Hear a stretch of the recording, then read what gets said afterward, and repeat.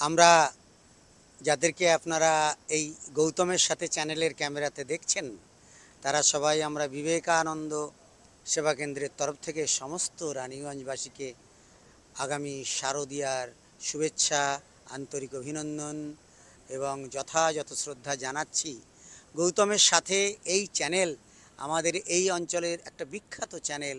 আমাদের ঘরের খবর, আমাদের বাইরের খবর, আমাদের ঐতিহ্যের খবর গৌতমের সাথে চ্যানেল আপনারা দেখছেন। গৌতমের সাথে আজ এই শারদীয়ার প্রাক্কালে গৌতম সমস্ত রানীগঞ্জ ঘুরে ঘুরে সবার কাছে মায়ের আশিস বিতরণ করে বেড়াচ্ছে এবং গৌতম চাইছে আমরা সমস্ত রানীগঞ্জবাসী করজোড়ে জগন্মাতার কাছে, মা দুর্গার কাছে আমাদের রানীগঞ্জবাসীর মঙ্গল কামনা এবং সমস্ত বিশ্ববাসীর আনন্দের জন্য এবং তাদের শান্তির জন্য প্রার্থনা।